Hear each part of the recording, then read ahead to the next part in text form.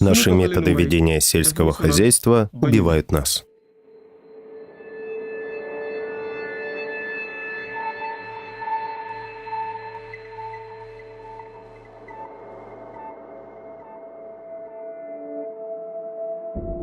Наша почва мертва, потому что мы вырубили все деревья, чтобы освободить место под поля и кормить скотину.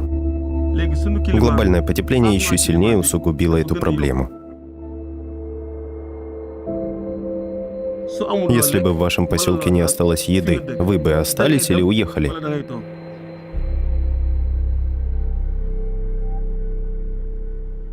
У меня был один знакомый, его звали Ламин Дьоп. У него были сын и дочь. Он решил уплыть на лодке контрабандистов и в итоге погиб. У другого моего знакомого, Усмана Сизе, был сын. Он попытался пересечь пустыню и тоже погиб. Я знаю многих людей, которые пытались пересечь пустыню. Большинство из них стали жертвами грабителей и лишились всего, что у них было. Мы слышим много таких историй от молодых людей, которые опустили руки. Ведь несмотря на то, как упорно и тяжело они работают, они все равно не могут свести концы с концами. В корпусе мира мы сотрудничали с фермером Амаром Ндао, выращивающим арахис. В его удостоверении личности в графе «профессия» значилось «рыбак», но мы находились в сотнях километров от океана. Много лет назад, когда я впервые получал удостоверение личности, меня спросили, кто я по профессии. Я ответил, что я рыбак. И хотя я знал, что живу очень далеко от моря, я уже тогда знал, что сельским хозяйством семью не прокормить. А когда я спросил его, почему у него в графе «профессия» написано «рыбак», а не «фермер», он коротко ответил: «Фермерство — это смертный приговор». Если вы посмотрите на участок земли позади меня, вы и сами все поймете. Вы поймете, почему молодежь сбегает с земли, на которой больше ничего не растет. До того, как у меня появился свой лесосад, я занимался выращиванием арахиса. В засушливый сезон я с утра до вечера ничем не занимался, только чай попивал. Ближе к маю я начинал готовиться. Я подготавливал поля, и основным методом был подсечно-огневой. В начале сезона дождей я сеял арахис, проса, сорго и кукурузу. Мы срубали деревья, освобождая территории под плантации арахиса и под поля проса. Ветви срубленных деревьев шли на корм скоту. Вот так мы и уничтожили нашу среду обитания. В результате массовой вырубки деревьев происходит эрозия почв. Больше рубить остается нечего. И в какой-то момент земля теряет свои способности к самовосстановлению. Раньше, когда мы использовали традиционные методы земледелия, в нашей семье было так. Если мы обедали, значит, мы не ужинали. Если мы завтракали, мы не обедали. Качество нашей пищи тоже оставляло желать лучшего. У нас не было ни фруктов, ни овощей. У нас не было уверенности в завтрашнем дне.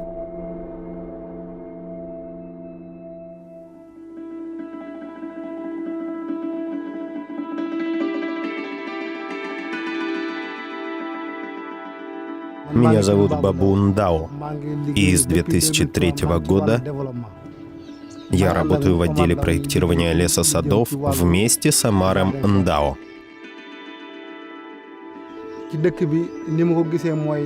Я хочу стать примером для молодежи в нашем поселке. За последнее время огромное количество наших молодых соотечественников уехали из страны в поисках работы. Они думают, что их родная земля уже ни на что не годится. Но земля — это главное сокровище. 1 квадратный метр земли стоит очень дорого в пересчете на деньги. Мы не осознаем, насколько ценна наша земля. Поэтому мы хотим стать примером для молодых людей, которые хотят уехать, и призвать их подключиться к сотрудничеству с проектом Trees for the Future — «Деревья для будущего».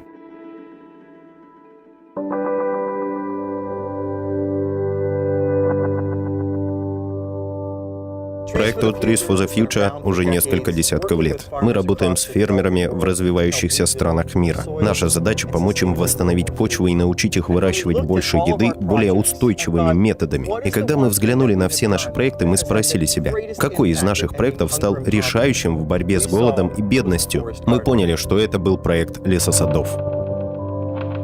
Мы проанализировали и попробовали самые различные идеи агролесоводства. Высокотехнологичные, низкотехнологичные и те, в которых вовсе не применяются никакие технологии. Так мы создали модель. Модель, которая поможет любому семейному фермерскому хозяйству оптимизировать работу на своем участке и создать лесосад. Сначала мы обучаем фермеров и снабжаем их необходимым оборудованием и семенами. В первый год они учатся защищать свои поля. Фермеры высаживают плотные ряды колючих плодовых деревьев, которые формируют плотную изгородь вокруг участка, не позволяя животным попадать внутрь. Эти деревья фиксируют азот в почве, а листовой опад повышает плодородие. Как только зеленая изгородь подрастет, фермеры учатся выращивать другие культуры на своих полях. Выбор культур основывается на ответе на два важных вопроса: что вам нужно и что вы можете продать. Большинству семей нужны дрова, чтобы готовить пищу на огне, продукты для пропитания семьи, корм для скота и удобрения для почвы. В каждой стране есть ряд местных видов фруктовых, орехоплодных и ягодных деревьев. В Танзании это авокадо, в Сенегале кешью. Здесь в течение всего года можно что-нибудь выращивать, собирать, продавать и потреблять самому. В прошлом году мы обучали фермеров оптимизировать использование ресурсов – площадей, времени, солнечного света и воды. Мы хотим, чтобы каждый клочок земли в их лесосадах был максимально эффективно использован. Мы показываем фермерам, как создавать открытые и затененные участки в лесосаду, а также обучаем методикам экономии воды, чтобы в сезон дождей фермеры могли улавливать и удерживать воду в почве, тем самым оздоравливая ее и пополняя запасы грунтовых вод. Вместо того, чтобы насаждать фермерам традиционные методы ведения сельского хозяйства, когда фермеры ставят ставку на какую-то одну культуру, мы учим их сажать деревья. И опыт показал, что именно деревья дают возможность победить нищету, вдохновляя женщин вести хозяйство, позволяя обеспечить детям образование и помогая выжить в условиях глобального изменения климата.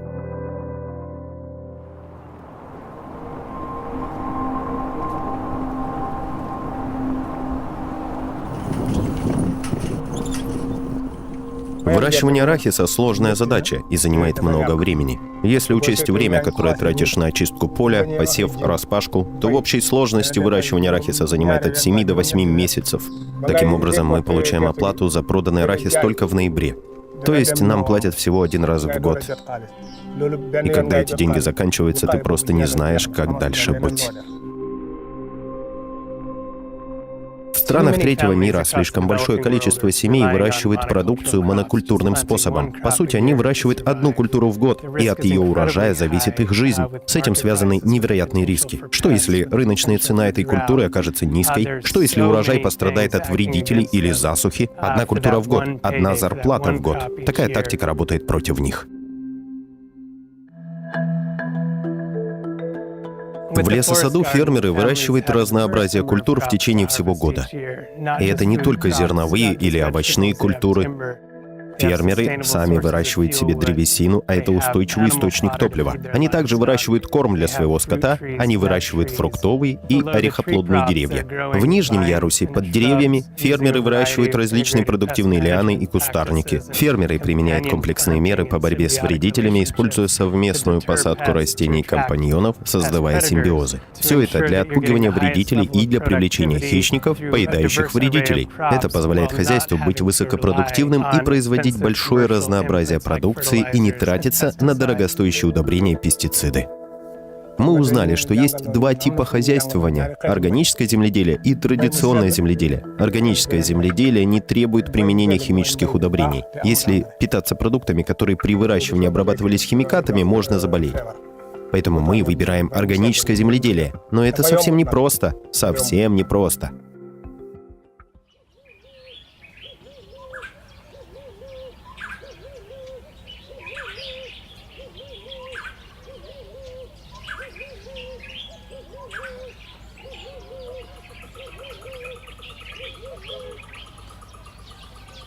С самого утра я работаю в своем огороде. Занимаюсь прополкой, поливом и посадкой салата. У меня в огороде растет салат, мята, капуста, баклажаны, африканские баклажаны и лук. Вот что я здесь выращиваю. В базарный день все женщины встают в 4 утра и выходят в огород с фонариками. После полива и мытья салата мы собираемся на рынок. Еще мы собираем мяту на продажу. Я собираю и продаю около 2 ведер салата. Я срезаю мяты на сумму примерно $18 и упаковываю в мешочки. В 8 утра мы уже едем на машине на рынок. Мы торгуем там до полудня, а затем возвращаемся домой. Как изменилась моя жизнь после того, как у меня появился лесосад? Я каждый день благодарю Всевышнего. Я могу выращивать там все, что нам нужно. На прибыль от продажи продукции я могу купить нужные вещи для себя, для дома, для детей. Я покупаю мыло, веники. В общем, теперь я могу позволить себе купить все, что необходимо в хозяйстве. Trees for the Future работает во многих странах с тысячами людей. Нам очень важно собирать данные, чтобы понять, что работает, а что нет. Наша система использует технологию смартфонов для сбора самых свежих и точных геоданных для разработки индивидуального подхода к каждому хозяйству. Например, одно из наших исследований позволяет нам оценить доступ людей к пище. В результате проведенного нами анализа мы узнали, что до закладки лесосадов 83% фермеров и их семей жили в условиях продовольственной нестабильности. Опросы показали, что такие семьи не имели регулярного доступа к пище, голодали, и большинство из них ничего не ели в течение последних 24 часов. Радует тот факт, что лесосады реально работают. Уже через год участия в нашей программе количество голодающих семей уменьшилось с 83 до 14%. Люди выращивают разнообразные культуры в течение всего года, имея возможность более равномерно получать прибыль и покупать то, что необходимо в их хозяйстве. Если коротко, то лесосад приносит мне порядка $178 в месяц. Если усердно трудиться, вполне можно зарабатывать такие деньги. Я продаю орехи кешью по 90 центов за килограмм. Мешок таких орехов стоит $90. К концу Рамадана я могу позволить себе купить барашка за $90. Я купил 13 мешков цемента, чтобы делать кирпичи для пристройки к моему дому. Каждый раз, когда я вижу прирост деревьев, я благодарю Всевышнего. Дети приходят сюда собирать унаби или яблоки кешью. Мне сказали, что в яблоках кешью много витаминов. Я так и не понял, А или Б, но запомнил, что они очень полезны.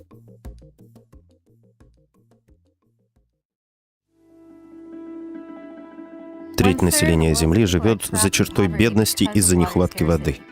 На данный момент наиболее серьезной проблемой фермеров в Центральной Африке является недостаток воды для бытовых и сельскохозяйственных нужд. Отсутствие средств на строительство колодцев и систем полива, снижение уровня и сокращение запасов грунтовых вод, а также резкие изменения в характере распределения количества осадков крайне усложнили жизнь мелким фермерам и их семьям. В сельской местности все больше фермеров и их семей питаются всего один раз в день, а то и вовсе голодают. Семьи не в состоянии заработать достаточное количество средств к существованию, а их поля начинают больше походить на пустыню. Почвы становятся мертвыми.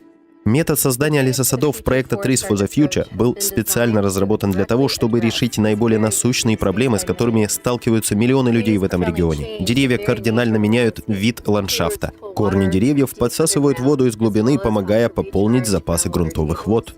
Исследования показали, что умеренное количество деревьев на участке, как и предусмотрено в наших проектах лесосадов, может даже увеличить запасы грунтовых вод. Деревья также создают тень, благодаря чему снижается уровень испарений. Почва дольше остается прохладной и влажной. Деревья, высаженные в ряд, играющие роль ветролома, также предотвращают иссушение почвы. Листовой опад и мелкие ветки обогащают почву органикой и питательными веществами, структурируют ее, позволяя задерживать больше воды.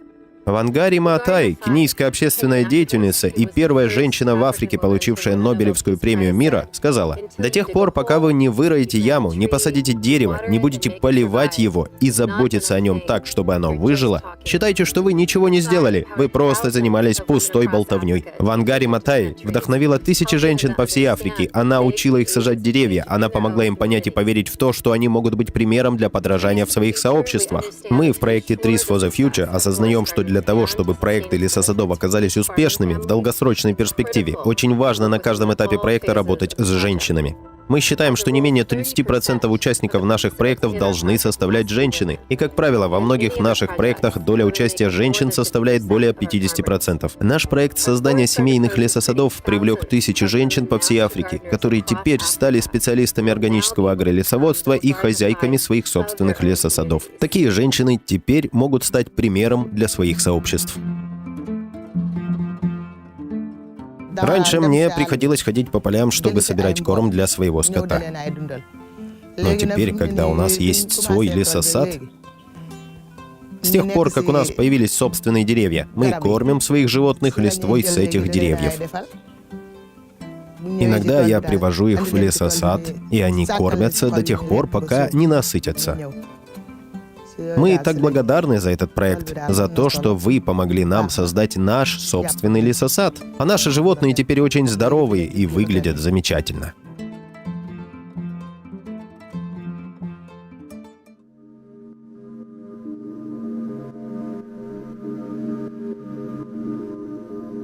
Важной отличительной чертой лесосада является его устойчивость. Промышленное сельское хозяйство является основной причиной изменения климата, а лесосады позволяют фермерам выращивать еду без использования химических удобрений, пестицидов и гербицидов. Чем меньше химии и чем больше деревьев, тем меньше углерода попадает в атмосферу. Таким образом, на практике доказано, что лесосады способны замедлять процессы изменения климата, ведь за 20-летний период они способны уловить до 63 тонн углерода. Что мне больше всего нравится в моей работе в проекте Trees for the Future, так это личные отношения с каждым хозяином лесосада. Когда мы приезжаем на место и лично знакомимся с фермерами и их семьями, все цифры, с которыми мы работаем, обретают жизнь. Это вдохновляет нас непрерывно улучшать систему мониторинга и оценки, ведь наша основная цель — обеспечить всем фермерам полную продовольственную безопасность. Именно поэтому нам так важна помощь наших меценатов. Только вместе мы сможем приумножать успешный опыт победы над бедностью. Мы так благодарны этому проекту. В последнее время многие фермеры просят меня помочь им заложить их собственный лесосад на своих полях. Часто ко мне приезжают люди издалека лишь только для того, чтобы купить у меня саженцы нужных им деревьев. Деревья очень полезны. Если вы посадите много деревьев, будущие поколения вам скажут спасибо. Именно поэтому мы вкладываем большие усилия в посадку деревьев. Мы хотим, чтобы нашим детям не пришлось покидать свою землю.